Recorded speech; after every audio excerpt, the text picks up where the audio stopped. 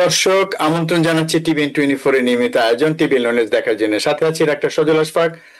দর্শক, আপনারা জানেন যে আমাদের অনুষ্ঠানটি সরাসরি নিউ ইয়র্ক স্টুডিও থেকে সম্প্রচারিত হচ্ছে এবং স্বাস্থ্য বিষয়ক এই অনুষ্ঠানের প্রতিটি পর্বে আমরা একটি বিষয় নিয়ে কথা বলি এবং আমাদের সাথে থাকেন বিশেষজ্ঞ চিকিৎসক।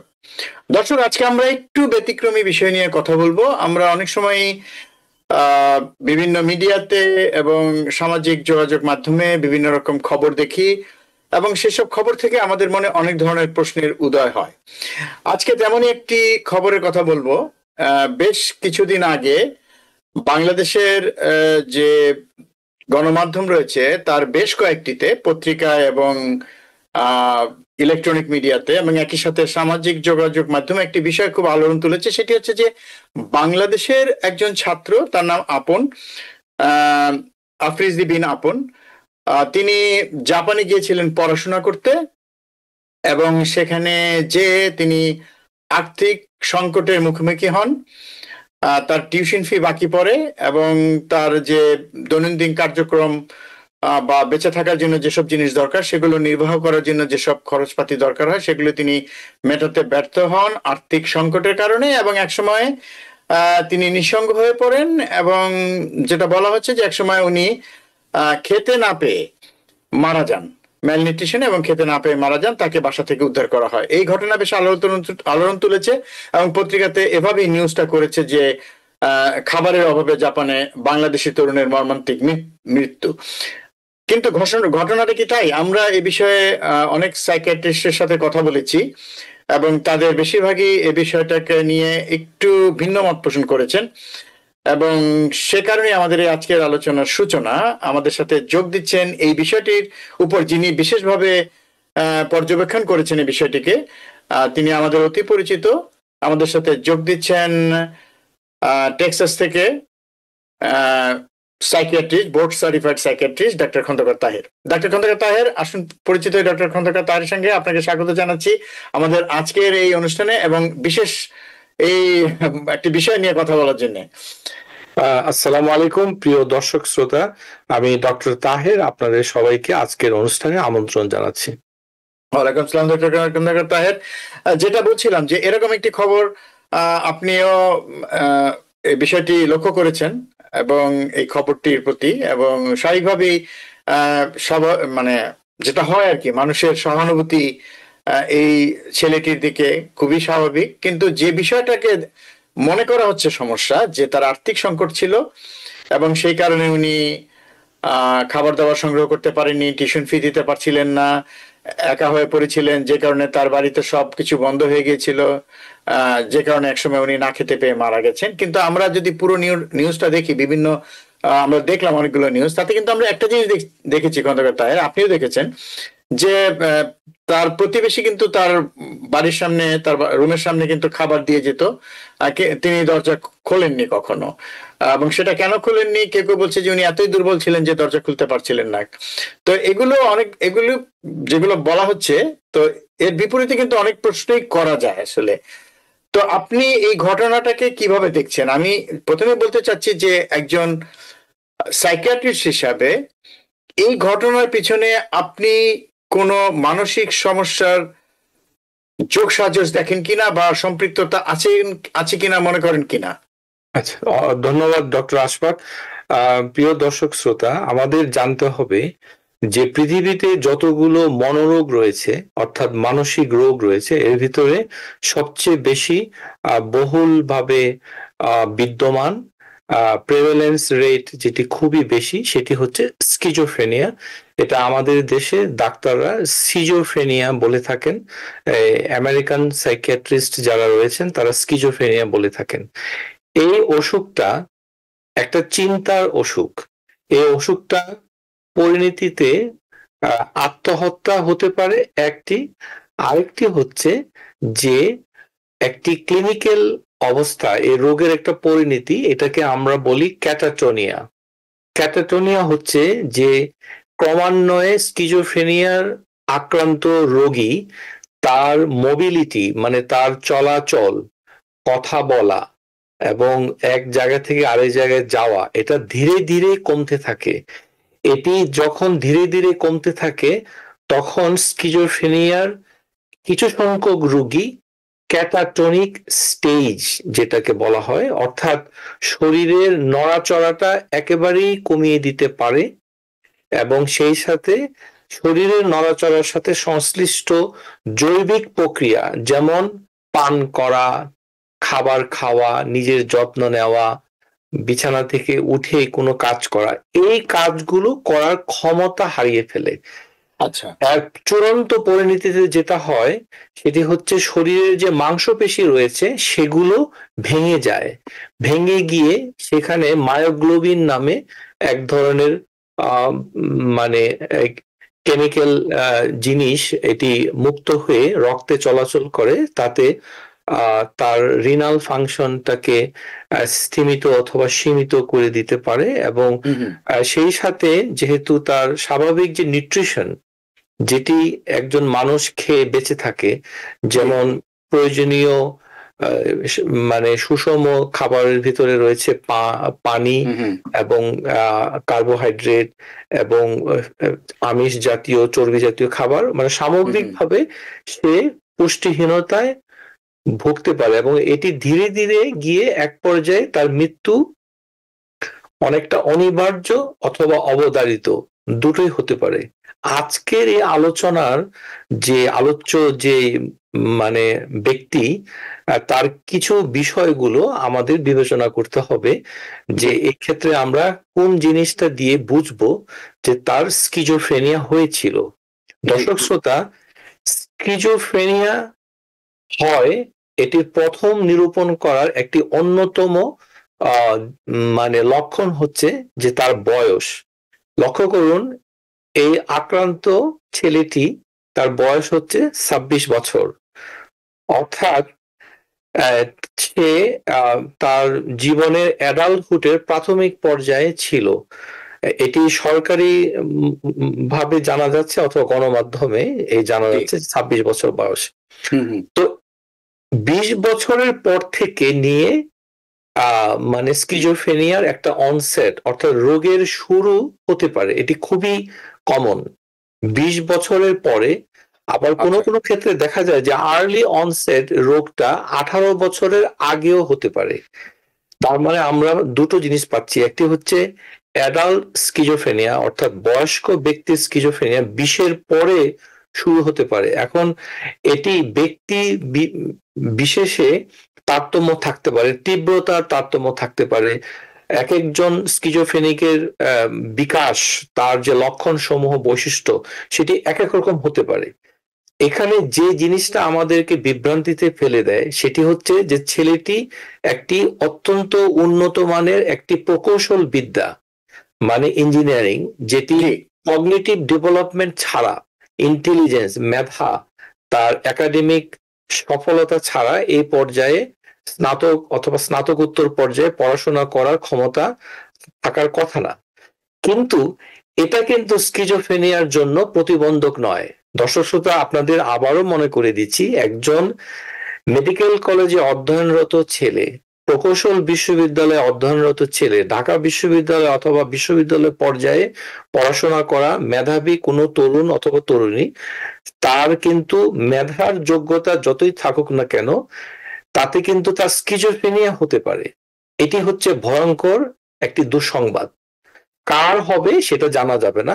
লক্ষণ ধরা পড়লে তাকে রোগ নির্ণয় করার জন্য একজন সাইকিয়াট্রিস্টের তত্ত্বাবধানে প্রথমে আমরা যেটা বলি সাইকিয়াট্রিক অ্যাসেসমেন্ট, এটি করার দরকার ছিল। এখন এই রোগটা কিভাবে আসে? এই রোগটা দুই ভাবে আসতে পারে সাধারণত। জি, একটাকে আমরা বলি পজিটিভ সিমটম, একটাকে বলি নেগেটিভ সিমটম। পজিটিভ সিমটম অনেকের থাকলে তার নিজের প্রতি এবং অন্যের প্রতি একটি আচরণের বহিঃপ্রকাশটা একটু ভিন্ন ধরনের হয়, অর্থাৎ উচ্চস্বরে চিৎকার করা, ঝগড়া করা অথবা কাউকে দোষারোপ করা, নিজে নিজে জোরে জোরে কথা বলা, তারপর মানে নিজের প্রতি কথা বলা, এমন কিছু আচরণ করা যেটার অস্বাভাবিকতা অন্যের প্রতি ধরা পড়ে। সেই ক্ষেত্রে হয় কি যে রোগীকে তার আশেপাশের লোকজন ডাক্তারের শরণাপন্ন হয়। আমরা যেটা চলতি ভাষায়, যেটাকে সহজ বাংলায় উন্মাদ অথবা পাগল এই ধরনের শব্দাবলী প্রয়োগ করে তাকে নিয়ে যাই। কিন্তু স্কিজোফ্রেনিয়া আরেকটি দিক আছে, সেটাকে আমরা বলি নেগেটিভ সিমটম অফ স্কিজোফ্রেনিয়া। এটা কিন্তু অত্যন্ত ভয়ঙ্কর। এটা হলে আমরা যারা সাইকিয়াট্রিস্ট নই অথবা সাধারণ যারা ব্যক্তি যাদের প্রশিক্ষণ নেই মানসিক রোগের উপরে, তারা এটা ধরতে পারবে না। এই ক্ষেত্রে আমরা 4টা লক্ষণ দেখতে পাবো। এই 4টা এ, এটাকে আমরা 4A বলে থাকি। একটি হচ্ছে এফেক্টিভ ফ্ল্যাটেনিং।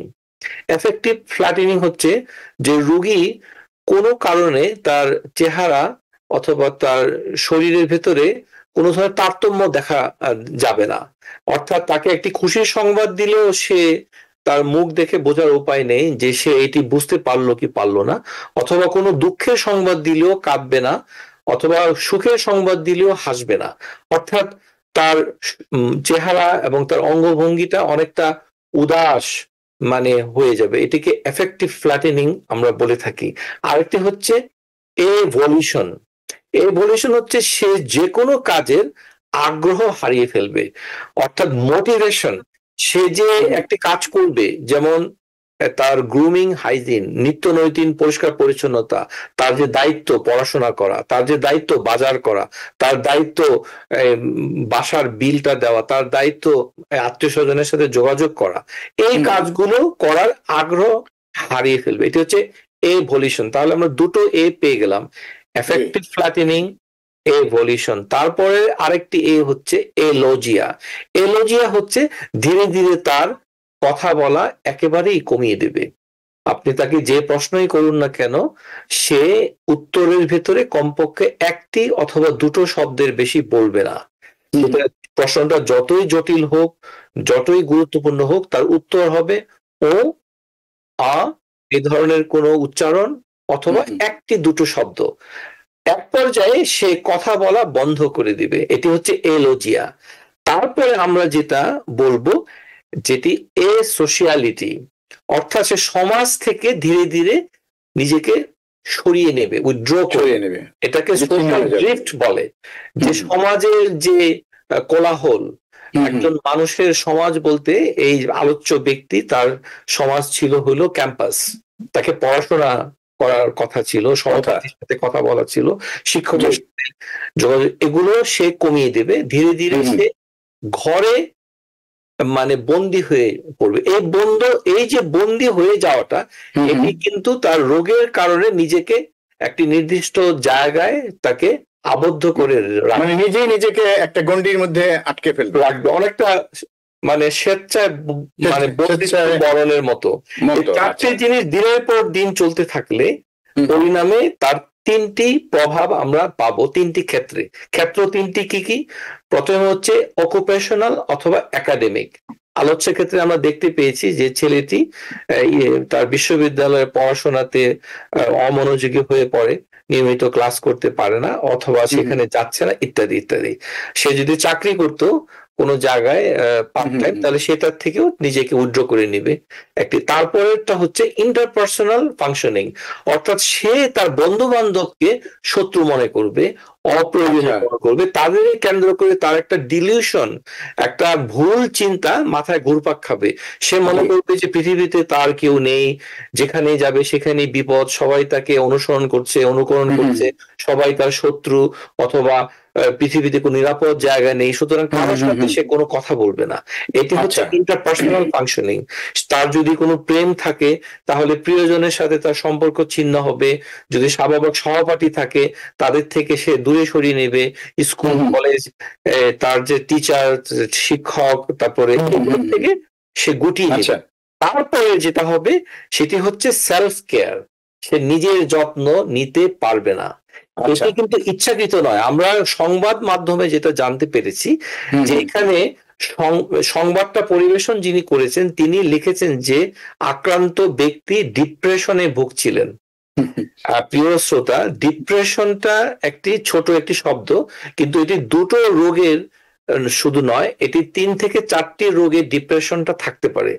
এক্ষেত্রে আমরা যেটা মেজর ডিপ্রেশন যদি হয়ে থাকতো, তাহলে কিন্তু সে কথা বলবে, সে অন্যকে যোগাযোগ করবে, ওই জায়গাগুলোতে কিন্তু তার কোনো সমস্যা থাকবে না। যেহেতু স্কিজোফ্রেনিয়াতে তার এফেক্টিভ ফ্ল্যাটেনিং হচ্ছে, অর্থাৎ তার প্রোডাক্টিভিটিটা কমে যাচ্ছে, আমরা সেটাকে ডিপ্রেশন হিসেবে দেখছি। আর একটা দেখছি যে তাকে খাবার দিলেও সে কিন্তু খাবারটা নিচ্ছে না, কারণ সে মনে করতে পারে যে খাবারের ভিতরে হয়তো পয়জন রয়েছে, তার শত্রু এসে খাবারটা দিয়ে গেছে। তার মানে হচ্ছে একজন স্কিজোফ্রেনিয়া আক্রান্ত ব্যক্তি পৃথিবীটাকে নিরাপদ মনে করে না, সে নিজের ভিতরেই একটি ভুবন, একটি জগৎ তৈরি করে, এবং এর পরিণাম যে কত ক্ষতি হতে পারে, যেমন শারীরিক ভাবে সচল থাকতে গেলে একজন প্রাপ্তবয়স্ক লোকের জন্য পর্যাপ্ত পরিমাণের পানি এবং পুষ্টি, এই দুটোর কিন্তু অভাব আমরা গণমাধ্যমে দেখেছি, যে ম্যাল নিউট্রিশন, অর্থাৎ ছেলেটি শুকিয়ে কাঠ হয়ে গিয়ে এক পর্যায়ে সে স্থির হয়ে ওখানে মানে তার মৃত্যু হয়। সুতরাং এই যে সামগ্রিক জিনিসগুলো, এগুলো যদি 6 মাসের বেশি হতে থাকে এই বয়সে, তখন আমরা এটাকে স্কিজোফ্রেনিয়া বলে মানে চিহ্নিত অবশ্যই করব। অনেক ধন্যবাদ ডক্টর খন্দকার তাহের। আমরা মনে হয় স্কিজোফ্রেনিয়া সম্পর্কে বিস্তারিত জেনে ফেলেছি ইতিমধ্যে আপনার কাছ থেকে। তো যে কয়েকটা প্রশ্ন আমার মনে হচ্ছে, একটা হচ্ছে যে বয়সে তরুণ, মেধাবী, সে জাপানের মতো জায়গায় উচ্চশিক্ষার জন্য গিয়েছে, অটোমেটিভ ইঞ্জিনিয়ারিং পড়তে গিয়েছে, সেখানে যাওয়ার পরে তার এই অবস্থা হলো। তার মানে জিনিসটা কি, মানে আপনি বলেছেন যে মেধাবী হওয়া মানে যে তার মধ্যে কোনো মানসিক সমস্যা হবে না, সেটা কোনো বিষয় না। যে কারো হতে পারে, ডাক্তারের হতে পারে, ইঞ্জিনিয়ার হতে পারে, আইনবিদের হতে পারে, যে কারো হতে পারে, বিশ্ববিদ্যালয়ের ছাত্র হতে পারে। কিন্তু এই বাকি উনি এতগুলো পথ অতিক্রম করে সেখানে গেল, তারপরে তার সমস্যাটা হলো, এটা একটা প্রশ্ন আমার, যে এই পর্যায়ে হতে পারে কিনা। আর একটা হচ্ছে যে সে শিক্ষিত এবং তার আশেপাশের লোকজনের নিশ্চয়ই শিক্ষিত, তাদের চোখেও তার এই পরিবর্তনটা ধরা পড়লো না, তারা বুঝতে পারলেন না। যে কারণে আরেকটা কথা হচ্ছে যে জাপানের মতো জায়গায় তার আর্থিক সংকট হলো, এবং আর্থিক সংকটটা তো আর এমন না যে হঠাৎ করে হয়েছে এবং 2 দিনের সংকট, উনি বিরাট সংকটে পড়ে গেছেন। তো এই আর্থিক সংকটটা এতদিন ধরে হলো, যে কারণে তার খাবার সংগ্রহ করার মতো অবস্থা থাকলো না, সেটা হতে তো অনেক অনেক দীর্ঘ সময় লেগেছে। তো বিষয়টা কেমন না, যে একটা মানুষের যদি আর্থিক সংকট হয়, আপনার টাকার সমস্যা হলে সেটা যেতে যেতে এই পর্যায়ে যাবে, তার আগে তো দেশে খবর যাওয়ার কথা, তার আশেপাশের লোকজন জানার কথা। এবং আর্থিক সংকটের কথা যেভাবে বলা হয়েছে, কিন্তু নিউজে মানে আমরা মিডিয়াতে যেটা দেখলাম, যে বলা হচ্ছে যে ডিপ্রেশন, তারপরে ম্যালনিউট্রিশন, এসব শব্দগুলো ব্যবহার করা হয়েছে, কিন্তু আর্থিক সংকটটা সত্যিকারের অর্থে হয়েছিল কিনা বা এটার কোনো প্রমাণ কিন্তু আমরা মিডিয়াতে দেখি। তারা কিন্তু বলছেন যে আর্থিক সংকটে জাপানে পড়ে জাপানে না খেয়ে মারা গেছে, মানে খুবই পপুলার একটা হেডিং দিয়ে জিনিসটাকে অন্যদিকে করা হয়েছে। কিন্তু জাপানের, আমি সেখানে কমেন্টগুলি দেখছিলাম অনলাইনে, যে চ্যানেলগুলোতে দেখানো হয়েছে, সেখানে কিন্তু অনেকে যারা জাপানে থাকেন তারাই কমেন্ট করছিলেন যে জাপানের মতো জায়গাতে এটা সম্ভব কিনা, এই ব্যাপারে তারা যথেষ্ট সন্দেহ প্রকাশ করেন। অত্যন্ত সঠিক বলেছেন। এই বিষয়টাকে কিভাবে দেখেন, আপনার সন্দেহটা কোন জায়গা থেকে শুরু? আমার প্রশ্ন হলো যে এটা কি সম্ভব কিনা। না, এটা সম্ভব নয়। প্রিয় দর্শক শ্রোতা, আমাদের বাংলাদেশি সমাজ এবং ব্যবস্থায় আমাদের স্বাস্থ্য মানে রোগগুলোর ব্যাপারে যেরকম সচেতনতা অথবা স্বাস্থ্য শিক্ষা, যেটাকে আমরা বলি হেলথ এডুকেশন, এটা যেরকম যথেষ্ট পরিমাণে আছে, কিন্তু মেন্টাল ইলনেস, যেটা মনোরোগের বিষয়ে আমাদের স্বাস্থ্য শিক্ষাটা একেবারেই কম। এটাকে হেলথ এডুকেশন বলি, আমাদের সচেতনতা নাই। এটার অনেকগুলো কারণ রয়েছে। একটি হচ্ছে যে ভাষাগত কারণ, আমরা মানসিক স্বাস্থ্যটাকে বোঝার জন্য প্রয়োজনীয় পরিভাষা বাংলাতে নাই। মানসিক রোগের কোনো কথা বললে সবগুলাকে পাগল, উন্মাদ অথবা বিষণ্ণতা বলে চালিয়ে দেই। একটি বিশাল একটি রোগের সম্ভার হলো মানসিক স্বাস্থ্যের অসুখগুলো। সেটি বুঝতে গেলে আপনাকে ইংরেজি ভাষার সাহায্য নিতে হবে, এটা এক। 2 নম্বর হচ্ছে পরিবেশগত কারণে কখনো মানসিক রোগের সৃষ্টি হয় না, এর কোনো প্রমাণ নেই, অর্থাৎ তার অন্তত মৃত্যু হবে না। এই ক্ষেত্রে আমরা বলবো যে কোনো ব্যক্তি যদি অর্থ সংকটে ভোগে সেক্ষেত্রে তার কি হতে পারে, সেক্ষেত্রে তার সাময়িক একটি অ্যাডজাস্টমেন্ট সমস্যা হতে পারে, সেটি 3 মাস পর্যন্ত স্থায়ী থাকবে, কিন্তু তাতে তার মৃত্যু হবে না। এখানে আমরা লক্ষ্য করতে হবে মৃত্যু, মানে মৃত্যুটা এমন যে মৃত্যুর সাথে ম্যাল নিউট্রিশন আছে, মানে মৃত্যুটা কেন হলো? পুষ্টিহীনতায়। একজন 26 বছর বয়স, তার পুষ্টিহীন হওয়ার সুযোগ একেবারেই নেই, কারণ আমরা জানি যে প্রচন্ড ক্ষুধায় অথবা গুরুতর কোনো কনজেনিটাল এরর অফ মেটাবলিজম, যেগুলো জন্মগত হজম প্রক্রিয়ার কোনো সমস্যা যদি থাকে, পরিপাকের সমস্যা থাকে, সেক্ষেত্রে তো সে 1 বছরের নিচের শিশু মৃত্যুবরণ করে। আরেকটি হচ্ছে যে যার বয়স হয়তো 80-90 এর উপরে, মানে অত্যন্ত বৃদ্ধ, তারা ম্যাল নিউট্রিশনে ভুগতে পারে যদি তার সেখানে নেগলেক্ট থাকে। এইখানে নেগলেক্টটা কোথায়? এখানে নেগলেক্টটা হচ্ছে সেলফ নেগলেক্ট। এখানে আপনি বলেছেন বিষয়গুলো, মানে নানা রকম বিষয় আছে। সুতরাং এটাকে শুধু অর্থ সংকটের দায় চিহ্নিত করাটা অনুচিত। আমরা দেখতে পাই সমাজে যখন স্কিজোফ্রেনিয়া আমরা নিরূপণ করতে যাই, তখন অন্য একটা পরিবেশগত বিষয়কে আমরা কারণ হিসাবে উল্লেখ করি, যেমন প্রেমে ব্যর্থতা, চাকরি চলে যাওয়া, তারপরে কোনো দুর্ঘটনা, পারিবারিক সংকট, অথবা মানে অর্থ সংকট। না, এগুলোর কারণে কখনো স্কিজোফ্রেনিয়া হয় না। স্কিজোফ্রেনিয়া কেন হয় এটা প্রকৃত কারণ বিজ্ঞানীরা এখনো বের করতে পারেননি, এটি হচ্ছে আসল কথা।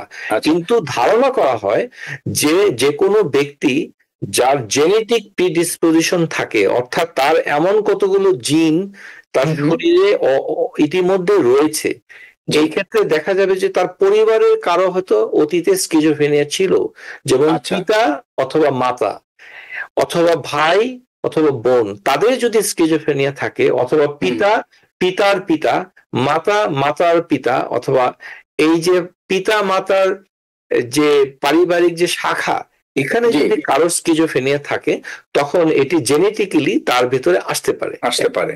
আরেকটি হচ্ছে যে কোনো কারণ ছাড়াই সমাজে যে কোনো মানুষের স্কিজোফ্রেনিয়া হতে পারে, কিন্তু হতে গেলে সেটা যখন বিকাশ ঘটে তখন এক্সপার্ট সাইকিয়াট্রিস্টের কাছে নিয়ে গিয়ে তার একটা অ্যাসেসমেন্ট করানো উচিত।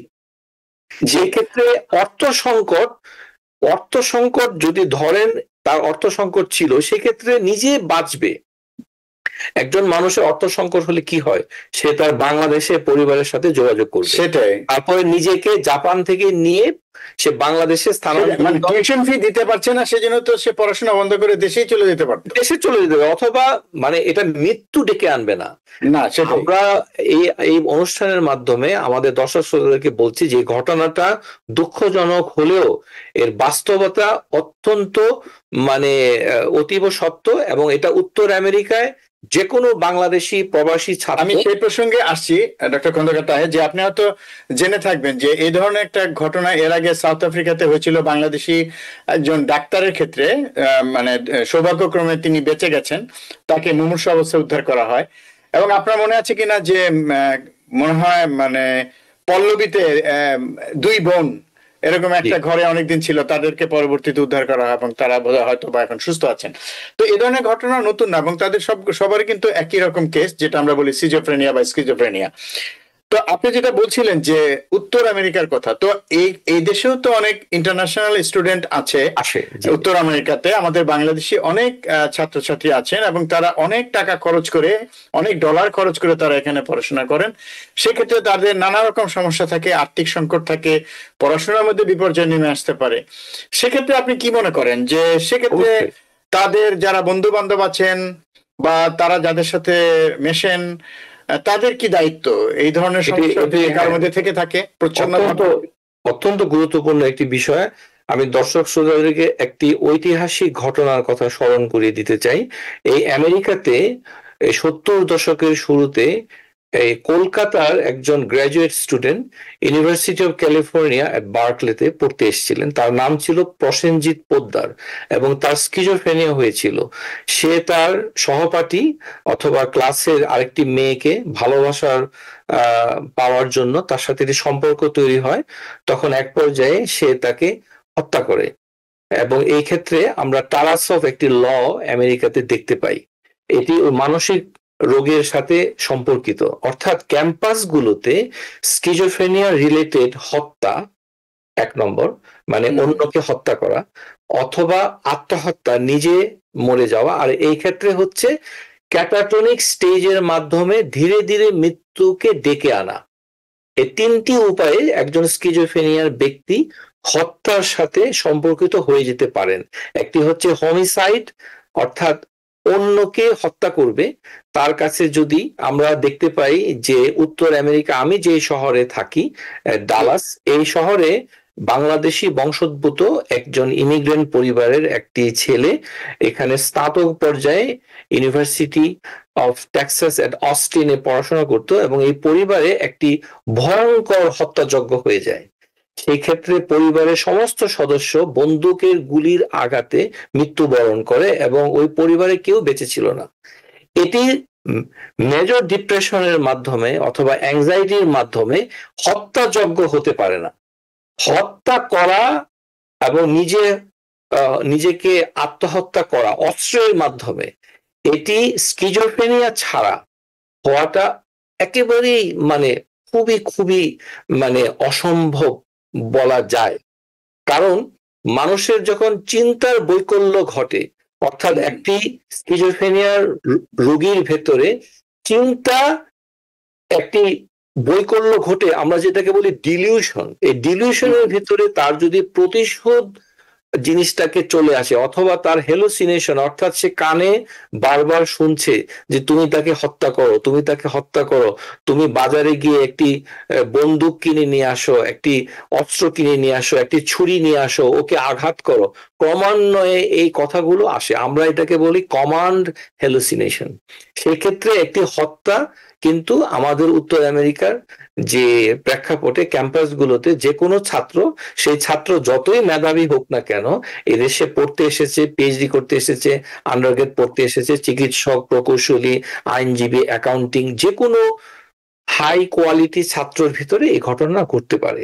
অথবা সে নিজেকে নিজে আত্মহত্যা করতে পারে, অথবা এই রোগে আক্রান্ত হঠাৎ করে দেখা গেল যে সেমিস্টারে কোনো কোর্স নিচ্ছে না, ড্রপ আউট করছে, তারপরে নিজের কোনো যত্ন নিচ্ছে না, নিজে গোসল করছে না, নিজের হাইজিন গ্রুমিং বলে আমরা যেগুলো জেনে থাকি, যেমন দাঁত পরিষ্কার করা, চুলগুলো আঁচড়ানো, তারপরে মানে সকালবেলা নাস্তা করা, দুপুর বেলায় লাঞ্চ করা, রাতের বেলা ডিনার করা, গোসল করা, এই যে দৈনন্দিন যে হাইজিন এবং গ্রুমিং, এটা করা বন্ধ করে দেয়। এক পর্যায়ে সে কথা বলে না, সে কথা না বলাটাকে আমরা বলি মিউটিজম।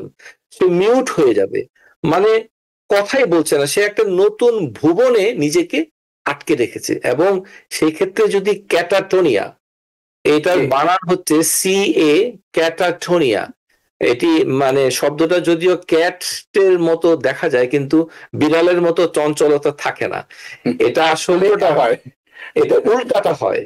সে আসলে অচল হয়ে পড়ে, এমন অচলতা যেমন কবির ভাষায় বলতে গেলে যে পা যে আমার অনর পাথর, অর্থাৎ তার কোনো চলাচলের শক্তি থাকে না, নিজেকে বিছানায় বন্দি করে রাখে, এবং সেই ক্ষেত্রে তার নিউট্রিশন এবং হাইড্রেশন মানে পানির স্বল্পতা এবং খাদ্যের স্বল্পতা ধীরে ধীরে এগুতে থাকে। আর যখন ক্যাটাটনিক স্টেজ হয় তখন তার শরীরের মাসল যে সেলগুলো রয়েছে, এটার ভিতরে রয়েছে মায়োগ্লোবিন, এটা যখন ভেঙে থাকে, এটা ভেঙে রক্তে যখন প্রবাহমান হয় তখন তার রিনাল সার্কুলেশনটা কম্প্রোমাইজ হয়ে যেতে পারে, এবং তার ভেতরে একটি ইলেকট্রোলাইট সমস্যা দেখা দিবে, সেটি হচ্ছে পটাশিয়াম। এবং এই ক্যাটাটনিক স্টেজের পেশেন্ট পটাশিয়ামের তারতম্যের কারণে হার্টে এক ধরনের অ্যারিথমিয়া হয়, এবং সেই ক্ষেত্রে হার্ট বন্ধ হয়ে তার মৃত্যু ঘটে। কিন্তু মূল কারণটা কিন্তু হার্ট ডিজিজ নয়, মূল কারণটা কিন্তু মেজর ডিপ্রেশন নয়, এটি হচ্ছে স্কিজোফ্রেনিয়া। অনেক ধন্যবাদ ডক্টর খন্দকার তাহের। আমরা একটু বিরতিতে যাব, বিরতি থেকে আসার পর আরো বাদ বাকি কথা শুনবো। দর্শক, সময় হলো বিরতি নেবার, বিরতির পর আবার ফিরে আসবো অনুষ্ঠানে, আশা করি আমাদের সাথেই থাকবেন। দর্শক, বিরতির পর আবার ফিরে এলাম অনুষ্ঠানে, আপনারা দেখছেন টিভিএন ওয়েলনেস। আজকে আমরা কথা বলছি স্কিজোফ্রেনিয়া নিয়ে। আমাদের আজকের অতিথি board certified psychiatrist doctor Khandaker Taher. তো যেটা বলছিলাম, আজকের আলোচনাটা একটু ভিন্ন রকম, কারণ ডক্টর তাহের বলছেন যে যে ঘটনাটি ঘটেছে বাংলাদেশিদের, একজন বাংলাদেশির ক্ষেত্রে ২৬ বছরের তরুণ মেধাবী, যিনি জাপানে পড়তে গিয়েছিলেন অটোমেটিভ ইঞ্জিনিয়ারিং, সেখান থেকে তিনি সেখানে বসে অর্থ সংকটে পড়ে পরবর্তীতে না খেয়ে মারা গেছেন বলে বাংলাদেশের যে মিডিয়া এবং সামাজিক যোগাযোগ মাধ্যমে প্রচারিত হয়েছে। ডক্টর খন্দকার তাহের সেটিকে ভিন্নভাবে বিশ্লেষণ করছেন এবং তিনি সেটাকে, এই ঘটনাকে বলতে চাচ্ছেন যে এটি হয়তোবা স্কিজোফ্রেনিয়া হতে পারে, এবং অনেক ধরনের উদাহরণ আছে এই ধরনের ঘটনার ক্ষেত্রে, এবং সেটা যৌক্তিকভাবেই উনি বোঝাচ্ছেন। এবং আমরা বুঝতে চেষ্টা করছি যে আর্থিক সংকটে পড়ে জাপানের মতো দেশে থেকে হুট করে একটা মানুষ সমস্যায় পড়তে পারে, কিন্তু দীর্ঘমেয়াদী এত বড় সমস্যা যেখানে তিনি না খেয়ে মারা গেলেন। এবং ডক্টর খন্দকার তাহের একটা জিনিস বারবার বলছিলেন যে ক্যাটাটনিক অবস্থায় ছিলেন সে, তার মানে হচ্ছে যে এই ক্যাটাটোনিয়ার কারণে তার চলৎ শক্তি একদম বন্ধ হয়ে গেছিল, সে চলাচল করতে পারতো না, বা চলাচল করার মতো তার মধ্যে যে উৎসাহ উদ্দীপনা সেটা অনেক আগে থেকেই হারিয়ে ফেলেছে, এবং যার পরবর্তীতে উনি না খেয়ে থেকেছেন এবং খাওয়ার প্রতিও তার আগ্রহ ছিল না। এটা রোগেরই একটা অংশ, এবং এই না খেতে খেতে যেটা হয়েছে তার মধ্যে শরীরে অনেক পরিবর্তন হয়েছে, তার মধ্যে ইলেকট্রোলাইট ইমব্যালেন্স হয়েছে, এবং এক পর্যায়ে দেখা গেছে হয়তো বা হৃদস্পন্দন বন্ধ হয়ে উনি মারা গেছেন। তো এই বিষয়টাকে এইভাবে দেখছেন, এবং এই ঘটনা নতুন কিছু নয়, অনেক উদাহরণ আছে এরকম। তো আজকে কথা বলছিলাম যে উত্তর আমেরিকা তো এরকম অনেকেই তো আসেন বাংলাদেশ থেকে পড়তে, তাদের ব্যাপারে কি হতে পারে সেটা উনি বলেছেন।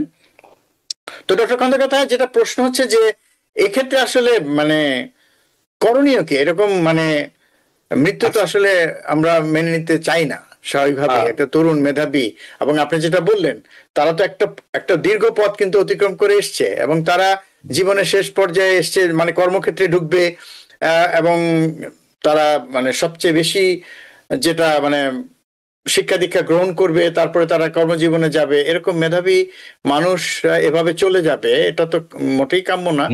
এদেরকে এ থেকে আমাদের কি মানে কি করার আছে? এ থেকে ফেরার উপায় কি? আমাদের করণীয় উপায় হচ্ছে স্বাস্থ্য, মানে মনোরোগ বিষয়ে স্বাস্থ্য সচেতনতা বৃদ্ধি করা, আর মনোরোগ স্বাস্থ্যগুলোর সম্পর্কে প্রয়োজনীয় স্বাস্থ্য জ্ঞান অর্জন করা। অর্থাৎ একজন মানুষের শরীরে ব্যথা অথবা বমি করা, জ্বর অথবা কাশি, যেটা শরীরের মাংসপেশি কিংবা কোনো অঙ্গের সাথে জড়িত, এই উপসর্গগুলো ছাড়া মানুষের আচরণগত অস্বাভাবিকতা যখনই থাকবে, সেটা যখন বয়স ভিত্তিক ভাবে সে আচরণটা যখন কেউ দেখবেন যে এটি মানে বয়সের সাথে যায় না, শিক্ষার সাথে যায় না, পরিবেশের সাথে যায় না, তখন নিজে নিজেই কোনো সিদ্ধান্ত নিবেন না। প্রিয় দর্শক শ্রোতা, আপনার প্রিয়জন, সে আপনার সন্তান হতে পারে, আপনার বোন হতে পারে, আপনার ভাই হতে পারে, বন্ধু হতে পারে, কেউ নিজে নিজেই ডাক্তারি করতে যাবেন না।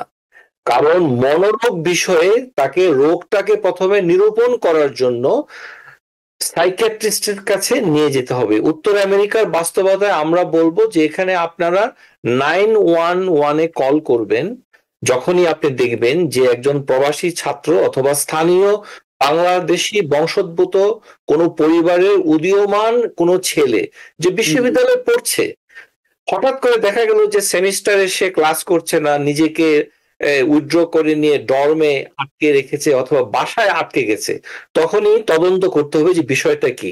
তখন ব্রডলি আমরা দুই ভাগে ভাগ করি, যে সে কি কোনো সাবস্টেন্স নিচ্ছে কিনা। আমরা এক্ষেত্রে গাঁজার কথাটা বলবো, এই দেশে বলা হয় উইড, এটা বৈজ্ঞানিক পরিভাষা বলা হয় ক্যানাবিস। ইদানিং নেশা জাতীয় জিনিসের প্রকোপ বেড়ে গেছে, সেই ক্ষেত্রেও তার পড়াশোনায় তারতম্য হতে পারে। যেমন মানে অ্যামফিটামিন অথবা এই ধরনের কোনো সাবস্টেন্স সে যদি নেয় এবং সেই কারণে যদি মানসিক আচরণে অস্বাভাবিকতা থাকে, তাহলে ভয়ের কিছু নেই, তাকে পুনর্বাসন কেন্দ্রে রেখে দিতে হবে, অর্থাৎ 6 মাস অথবা 9 মাস। আর যদি অ্যালকোহল অথবা হেরোইন জাতীয় কোনো সাবস্টেন্সের কারণে, কারণ স্কুল কলেজ বয়সী ছেলেদের সাবস্টেন্স অ্যাবিউজ খুব বেশি হয়, সেই ক্ষেত্রে তার নিরাময় সম্ভব। এটি যদি না থাকে, মানসিক রোগ যদি থাকে, তখন ওই 911-এ কল করার পর যেই লোকগুলো আপনার ঘরের দুয়ারে আসবে তাদেরকে বলবেন যে he or she has mental issues, please take this person to the psychiatric emergency. উত্তর আমেরিকার যে কোনো হাসপাতালে দুই ধরনের মানে ইমার্জেন্সি রুম থাকে, একটি হচ্ছে মেন্টাল ইলনেসের জন্য একটি আউটলেট থাকে, আরেকটি হচ্ছে সমস্ত অসুখের জন্য। সেক্ষেত্রে যদি আমরা আগে থেকে প্রোঅ্যাক্টিভ হয়ে তাদেরকে অগ্রিম খবরটা দেই যে তার মানসিক সমস্যা হচ্ছে কিন্তু নিরূপণ হচ্ছে না, ডায়াগনোসিস হচ্ছে না, আমরা জানতে চাই যে তার অস্বাভাবিক আচরণের মূল কারণটা কি, এখানে অন্য কোনো ব্যাখ্যা আমরা দিব না, এটা থেকে বিরত থাকবো। যেমন প্রেমে ব্যর্থতা, কারোর সাথে স্বার্থের দ্বন্দ্ব, টাকা পয়সার গন্ডগোল, পারিবারিক কোনো সংকট। দেখুন, কোনো মানবিক সংকট, সামাজিক সংকটে মানসিক অসুখ হওয়াটা খুব বিরল। মানসিক অসুখ হওয়ার সময় সেটা একটা কারণ হতে পারে, কিন্তু এটা একমাত্র কারণ নয়। সুতরাং তাকে যদি আমরা হসপিটালে পাঠিয়ে দেই, এটা একটি সমাধান। আরেকটি সমাধান হলো তাকে যদি আমরা বিহেভিয়ারাল হেলথের যে বহির্বিভাগ রয়েছে, আউট পেশেন্ট, সেখানে যদি আমরা তাকে ধরে নিয়ে যাই, অথবা নিউ ইয়র্ক, লস অ্যাঞ্জেলেস এই ধরনের মানে শহরগুলোতে সাইকিয়াট্রিক ইলনেসের অনেকগুলো ক্লিনিক রয়েছে, তাদের সোশ্যাল ওয়ার্কার রয়েছে, তাদের সাথে আমরা যোগাযোগ করতে পারি যে আমাদের একজন নিকটজন, তার আচরণে অস্বাভাবিকতা রয়েছে, আমরা মনে করি তার মানসিক কোন অসুখ রয়েছে, এটা নিরূপণ করা দরকার। প্রথমে হচ্ছে নিরূপণ, অর্থাৎ আমরা কি ডায়াগনোসিস করার পর তারপরে হচ্ছে তার ব্যবস্থার ভিতরে দুটো জিনিস রয়েছে। একটি হচ্ছে ঔষধ, বর্তমানে অত্যন্ত কার্যকর ঔষধ, এটি সুসংবাদ আমাদের জন্য, যেহেতু আমরা এই সময়ে পৃথিবীতে বেঁচে আছি। আজ থেকে 50 বছর আগে মানসিক রোগগুলোর, স্কিজোফ্রেনিয়ার জন্য ভালো কোনো ঔষধ ছিল না। এখন নানান ধরনের ঔষধের রয়েছে যেগুলো অত্যন্ত কার্যকর, এবং একজন ছেলে এবং মেয়েকে যুবক বয়সে তাকে পুনরায় একাডেমিক কাজে অথবা তার পেশাগত কাজে পুনর্বাসন করা একেবারে যে অসম্ভব তা নয়। বাস্তব ক্ষেত্রে আমরা আমার নিজের অভিজ্ঞতায় বলছি সম্ভব, কিন্তু তার জন্য রয়েছে সামষ্টিক তৎপরতা। তৎপরতার ভিতরে রয়েছে রোগী, বন্ধু, পরিজন, পিতামাতা, তাদেরকে ডাক্তারের পরামর্শে, এখানে কথাটা হচ্ছে ডাক্তারের পরামর্শে। ডাক্তারটা কি? সে হচ্ছে সাইকিয়াট্রিস্ট, সাইকিয়াট্রিক প্র্যাকটিসিং নার্স হতে পারে, সাইকিয়াট্রিক প্র্যাকটিসিং ফিজিশিয়ান অ্যাসিস্ট্যান্ট হতে পারে, একজন সাইকিয়াট্রিস্ট হতে পারে। এই ধরনের পেশাজীবীর মাধ্যমে রোগকে নিরূপণ করা। আর কোন ক্ষেত্রে যদি রোগী যেতে না যায়, যেমন স্কিজোফ্রেনিয়ার রোগীদের একটা বৈশিষ্ট্য হচ্ছে তারা ওষুধ খেতে চায় না, তারা মনে করে তাদের কোনো সমস্যা নাই, আপনি বরঞ্চ চক্রান্ত করছেন, মানে যে সাহায্য করবে তাকে চক্রান্তকারী মনে করবে যে আপনি আমার বিরুদ্ধে চক্রান্ত করছেন।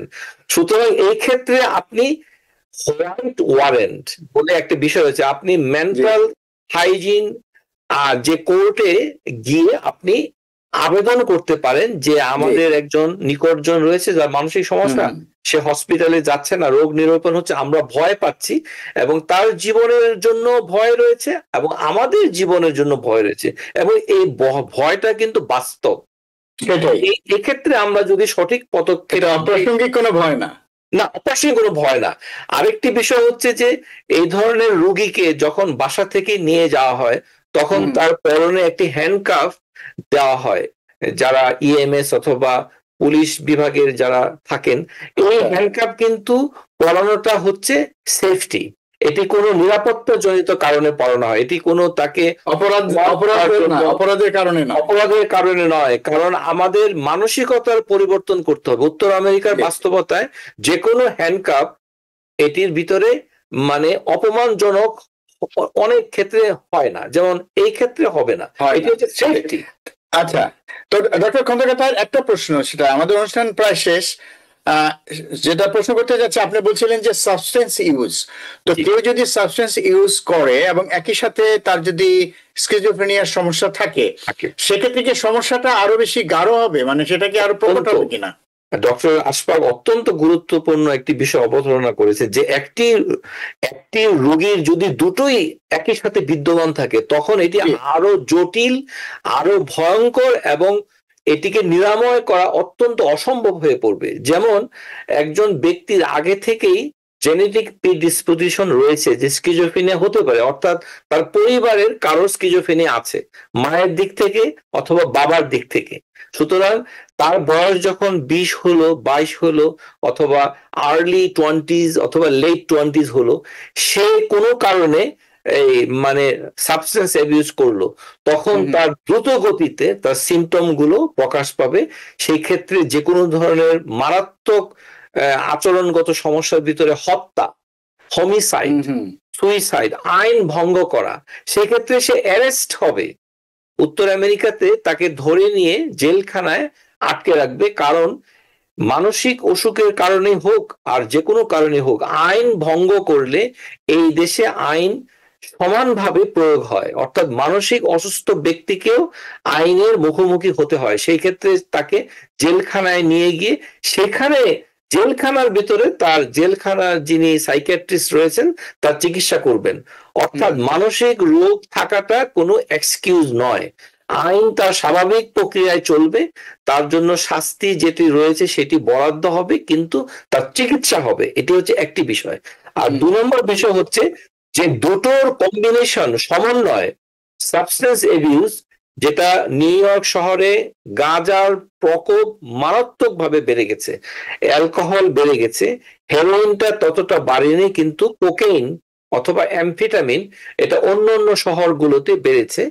যেমন মানে ওয়েস্ট কোস্ট, ইস্ট কোস্টের ভিতরে সাবস্টেন্সের তারতম্য রয়েছে, কিন্তু সেই সাথে তার মানসিক অসুখের সাথে যদি এটি যোগ হয়ে যায় তখন তার সিমটম গুলো, সিভিয়ারিটির যে স্কেল, এটি মাত্রা, তীব্রতা বাড়বে।